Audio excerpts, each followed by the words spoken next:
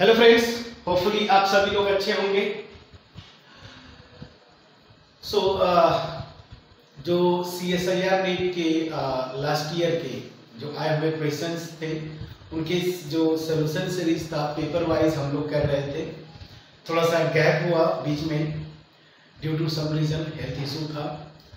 अब कंटिन्यू करेंगे जिस पेपर को मैं वो पेपर जो है कॉम्प्लेक्स एनालिसिस।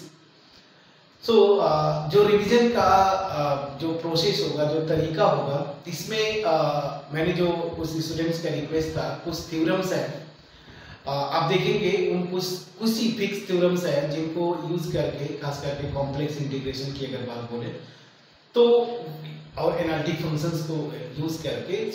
यहाँ पे कुछ थ्योरम्स हैं जिनको यूज करके बार बार नेट में क्वेश्चंस आते रहते हैं।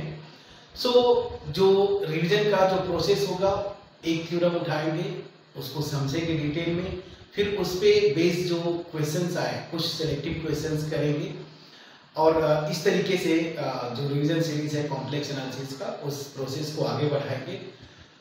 तो इसमें जो है एक थ्योरम है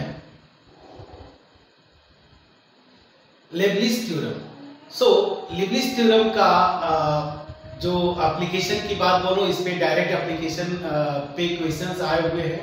जो मैंने यहाँ पे क्वेश्चन लिखा है नेट दिसंबर 2016, थोड़ा सा पुराना क्वेश्चन है, बट आप देखेंगे लेबनिज़ थ्योरम की अगर बात बोलूं तो ये बार बार इस पे क्वेश्चंस आते रहे हैं नेट में।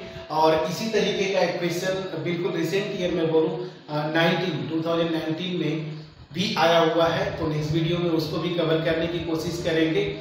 क्वेश्चन करने से पहले थोड़ा सा लेबनिज़ थ्योरम जो है उसके स्टेटमेंट को समझते हैं। लेबनिज़ थ्योरम जो बोलता है, इसके स्टेटमेंट को समझते हैं। क्या ये स्टेटमेंट, ये थ्योरम क्या बोलता है कि कोई भी अगर कॉम्प्लेक्स फंक्शन है पूरे कॉम्प्लेक्स प्लेन में या जेड प्लेन में, अगर वो एनालिटिक है, मतलब इंटायर फंक्शन, उसी को क्या बोलते हैं, कोई फंक्शन अगर पूरे कॉम्प्लेक्स प्लेन में एनालिटिक है, मतलब डिफरेंशिएबल है, तो उसको हम क्या बोलते हैं, इंटायर फंक्शन।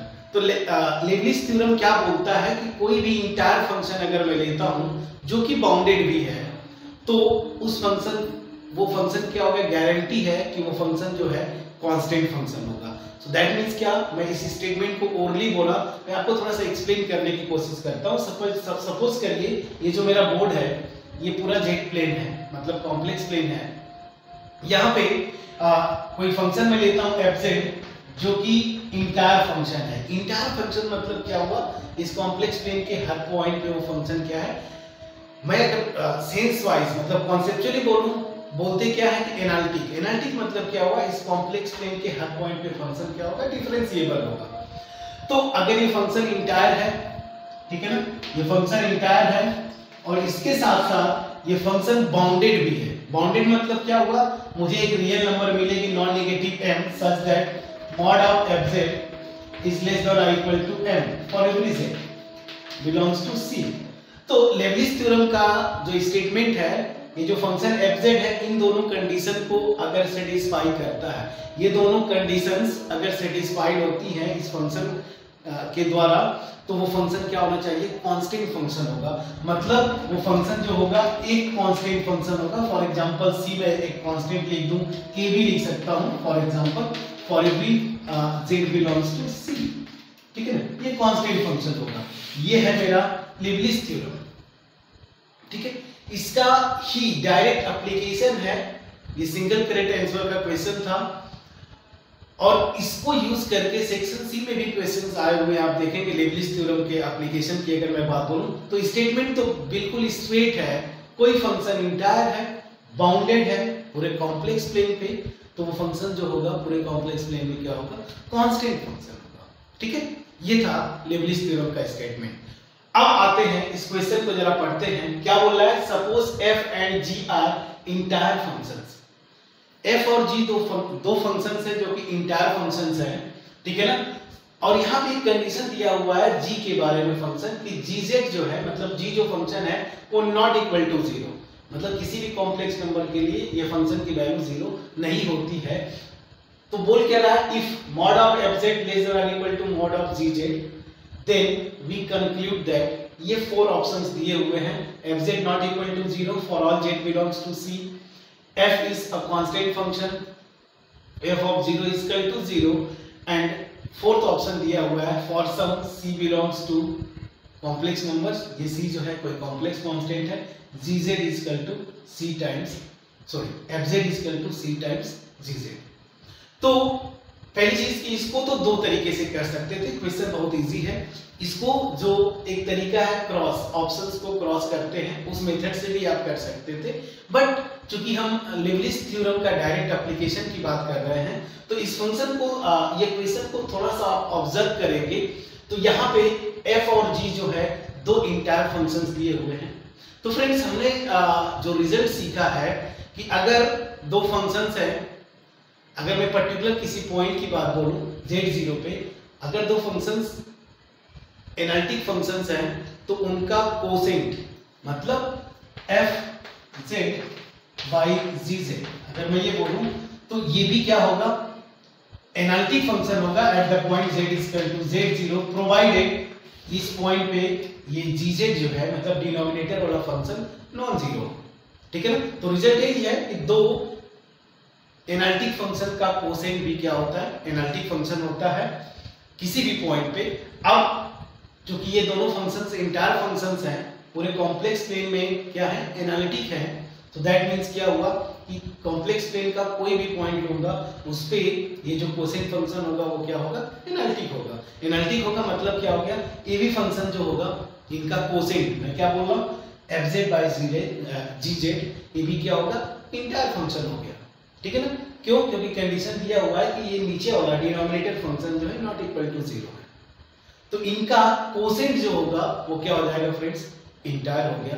अब मैं लिबलिस थ्योरम लगाना चाहता हूं तो खुद ये जो एक function quotient function entire function है, अब मैं दिखा दूं कि ये बाउंडेड भी होगा, तो लिबलिस थ्योरम से ये जो फंक्शन होगा वो कांस्टेंट फंक्शन होगा। अब चलिए उसके लिए यहां पे इंफॉर्मेशन दिया हुआ है ये वाला कंडीशन, तो पहले तो ये लिख लीजिए, सॉल्यूशन यहीं से स्टार्ट करते हैं। Since f and g are entire functions, ये जो है इंटायर फंक्शंस हैं, इंटायर फंक्शन है, एंड यहां पे दिया हुआ है कि ये जो फंक्शन है ना g, ये नॉट इक्वल टू 0 है for every z belongs to c। तो इसका मतलब क्या हो जाएगा कि इनका कोसेंट f by g, या मैं लिखना चाहूं fz by gz, ठीक है ना, मस्ट बी इंटायर, ये भी क्या हो जाएगा, इंटायर फंक्शन हो जाएगा। अब मैं दिखा दूं कि ये जो फंक्शन नया वाला फंक्शन है इनका कोसेंट ये बाउंडेड है, लिबलिस थ्योरम लगा सकता हूं। तो चलिए अब मैं स्टेटमेंट वैसे ही रहने देता हूं लिबलिस थ्योरम का, यहां से मैं कंटिन्यू करता हूं। अब मुझे दिखाना है कि ये बाउंडेड होगा, तो मुझे ये दिखाना है कि नॉन नेगेटिव रियल नंबर मिलेगी सच दैट इस फंक्शन का मॉडुलस जो होगा उस नंबर से लेस देन और इक्वल टू होगा। तो यहां पे दिया हुआ है, ध्यान दीजिएगा, यहां पे गिवन है ये mod of fz is less than और equal to mod of gz, ठीक है ना। तो यहां से मैं लिख सकता हूं mod of fz divided by mod of gz, ठीक है, लेस देन और इक्वल टू 1, चूंकि मॉड ऑफ gz, या ऐसे बोलूं gz जो है कभी भी 0 नहीं होगा, ये इंफॉर्मेशन दिया हुआ है। तो यहां से मैं लिख सकता हूं mod of fz by gz, ये क्या हो जाएगा, लेस देन और equal to 1 for every z, आप लिख सकते हैं, ठीक है। तो यहां से हमें क्या मिला, यही ये जो कांस्टेंट है ना m सच दैट इस फंक्शन का जो मॉडुलस है वो लेस देन और इक्वल टू 1, तो इसका मतलब क्या हो जाएगा, ये बाउंडेड हो गया। तो इसका मतलब ये हो जाएगा f by g बोले, या सीधे सीधे मैं ये लिख सकता हूं दिस इज बाउंडेड, तो ध्यान दीजिएगा ये फंक्शन जो है इंटायर है और जो है बाउंडेड हो गया। तो लेबलिस थ्योरम से ये क्या हो जाना चाहिए, कांस्टेंट होगा। सो बाय लेबलिस थ्योरम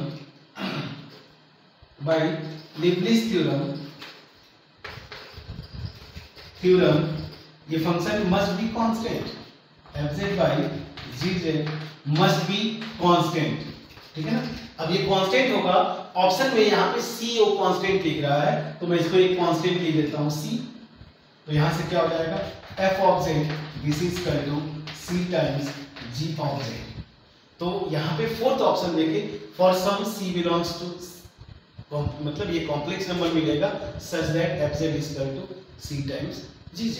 तो दैट मींस क्या हुआ, ये ऑप्शन मेरा सही हुआ, क्योंकि ये सिंगल करेक्ट आंसर था तो ये ऑप्शन सही है, बाकी सारे ऑप्शन जो है वो गलत हो जाएंगे, कैंसिल आउट हो जाएंगे, ठीक है ना। ये सारे के सारे कैंसिल आउट हो गए। तो ये था एक समझने के लिए, अगर आप स्ट्रगल कर रहे हैं लीबनिज़ थ्योरम को अप्लाई करने के लिए, तो एक देखिए स्ट्रेट क्वेश्चन जिसे आपको लीबनिज़ थ्योरम का एप्लीकेशन समझ में आया। 19 में मैं आपको सजेस्ट करता हूँ, 19 का भी एक क्वेश्चन में भी सेक्शन सी का था जो कि लीबनिज़ थ्योरम का डायरेक्ट एप्लीकेशन है, उसको आप ट्राई करिएगा। अब मैं आता हूं, अगर दूसरा जो मेथड है, जनरली हम क्या करते हैं क्रॉस मेथड से जाते हैं, वहां से भी इस ऑप्शन तक आप पहुंच जाते कि ये ऑप्शन सही होगा, लेकिन अगर प्रॉपर तरीके से करना था तो लीबनिज़ थ्योरम का स्टेटमेंट हमें अगर याद है, मैं इसको अप्लाई करना जानता हूं, तो बहुत इजीली जो है मैं इस क्वेश्चन को सॉल्व कर सकता था। तो पहले इसको प्लीज पॉज करके नोट डाउन करें, अगर आप नोट डाउन करना चाहते हैं। चलिए अब मैं बोल रहा हूं कि ऑप्शन को कट करना, इसको मैं इरेज करूंगा। अगर मुझे लीबनिज़ थ्योरम का एप्लीकेशन में भी एग्जाम में जो प्रेशर है उस सिचुएशन पे अगर आपको ये स्ट्राइक नहीं करता है कि ऐसे कर सकते हैं, लीबनिज़ थ्योरम का ये एप्लीकेशन है, तो इसको क्रॉस भी कर सकते थे। क्रॉस मतलब काउंटर एग्जांपल आपको लेना है, तो बोल के रहा है कि दो इंटायर फंक्शंस लेना है सच दैट ये कंडीशन, ये दो कंडीशंस होल्ड करनी चाहिए। तो यहाँ पे फर्स्ट ऑप्शन जो है क्या बोला है, f of z must not equal to 0 for all z। तो ऐसा हो नहीं सकता क्योंकि नॉन जीरो फंक्शन तो बोल नहीं रहा है, मैं fz इज इक्वल टू 0 ले लूं और gz को जो है मैं वो भी कांस्टेंट फंक्शन ले लूं, जैसे gz को आप ये ले लीजिए 1 फॉर एवरी z, क्योंकि यहाँ पे तो दिया नहीं है कि बस ये नॉट इक्वल टू 0 होना चाहिए, और fz को मैं ये ले लिया fz is equal to 0 for every z, ये भी entire function mod of fz less than और equal to mod of gz इन कंडीशंस को सेटिस्फाई करता है, मतलब ये मेरा ऑप्शन गया। यहाँ पे क्या बोला है, f is a constant function, f को कांस्टेंट फंक्शन होना चाहिए। अगेन ऐसी कोई जरूरत नहीं है, आप सेकेंड ऑप्शन के लिए ले सकते थे fz को, फॉर एग्जांपल अपने से कोई एक एग्जांपल ले लीजिए। फॉर एग्जांपल मैंने ले लिया sin x simply plus 0 for example, मैं ये ले लिया, ठीक है ना। तो इस केस में और gz को मैं कुछ भी ले लूं, gz को फॉर एग्जांपल 2 ले लिया for every z belongs to c, ठीक है। तो यहाँ पे मॉड ऑफ fz क्या हो जाएगा, मॉड ऑफ fz क्या हो जाएगा, अंडर रूट रियल पार्ट का स्क्वायर प्लस इमेजिनरी पार्ट का स्क्वायर, तो ये हो जाएगा sin स्क्वायर x, अल्टीमेटली क्या हो जाएगा mod of sin x। Real function जानबूझ के मैंने लिया, ये लेस देन और इक्वल टू 1 होगा। अब ये देख लीजिए, ये लेस देन और इक्वल टू, इनफैक्ट ये लेस देन है mod of gz, mod of gz, ठीक है ना। दैट मींस क्या हुआ कि कोई जरूरी नहीं कि इसको कांस्टेंट होगा, ये नॉन कांस्टेंट फंक्शन भी मिल सकता है, ये भी ऑप्शन गया। थर्ड ऑप्शन है कि f of 0 is equal to 0। अभी मैंने जो पहला एग्जांपल बताया था कहां गया, आप ये भी ले लीजिए f ऑफ z, थर्ड के लिए f of z this is equal to 1 for every z, और gz को जो है आप ले लीजिए for example 2 for every z, ठीक है ना। दोनों इंटायर फंक्शंस हो गए, being constant functions, gz not equal to 0 satisfied, mod of fz less than or equal to mod of gz, तो ये भी कंडीशन सेटिस्फाई होता है। सो दैट मींस यहाँ पे लिखा है कि f ऑफ 0 मस्ट बी 0, ऐसा कोई जरूरी नहीं, ये ऑप्शन गया।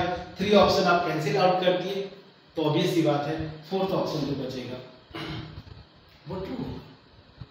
तो आप ऑप्शन जो कैंसिल करने का जो तरीका है, हमने अलजेब्रा में भी ऐसे यूज किया, रियल एनालिसिस में मैं ऑलरेडी वीडियोस अपलोड कर चुका हूँ लास्ट ईयर के क्वेश्चंस का।